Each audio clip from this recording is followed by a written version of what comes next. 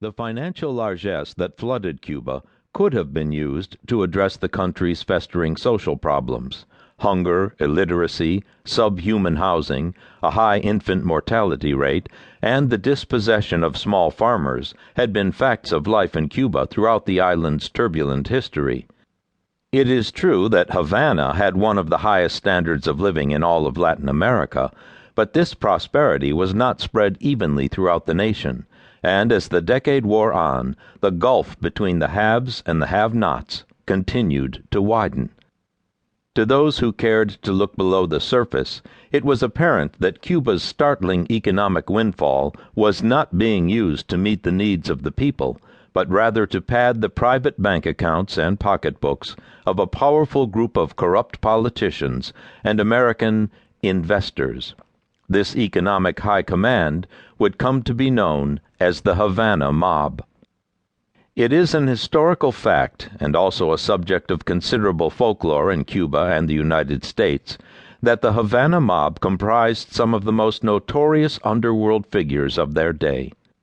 Charles Lucky Luciano, Meyer Lansky, Santo Traficante, Albert Anastasia, and other gangsters who came to Havana in the late 1940s and 1950s were men who had honed their craft and amassed or inherited their wealth during the glory days of Prohibition in the United States. These mobsters had always dreamed of one day controlling their own country, a place where they could provide gambling, narcotics, booze, prostitution, and other forms of vice free from government or law enforcement intrusion. Gaming and leisure were only part of the equation. The idea formulated by Luciano, Lansky, and others was for Havana to serve as the front for a far more ambitious agenda, the creation of a criminal state whose gross national product, union pension funds, public utilities, banks, and other financial institutions would become the means to launch further criminal enterprises around the globe. The Havana Mob could then bury the profits from these criminal operations underneath the patina of a legitimate government in Cuba, and no one would be able to touch them. Political developments on the island would play a large role in determining the mob's fortunes in Cuba, but its efforts were also shaped by events back home. Luciano and Lansky may have wanted to establish Cuba as a base of operation as far back as the 1920s, but history sometimes got in the way. Economic downturns, wars, and the efforts of U.S. law enforcement caused retrenchments and changes in strategy.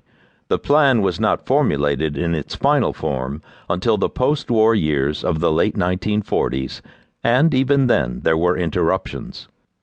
Much of the onus would fall on Lansky, who would devote a good portion of his adult life to formulating the necessary relationships and providing the impetus. By the 1950s, the plan appeared to be coming to fruition.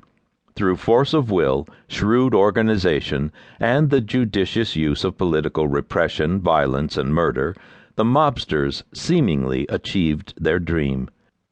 Havana seethed and sizzled. The money that flowed from huge hotel casinos was used to construct nightclubs that attracted major performers, Cuban, American, and European.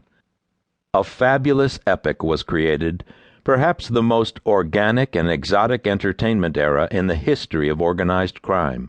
Elaborate floor shows at places like the world-famous Tropicana nightclub set the standard for generations to come.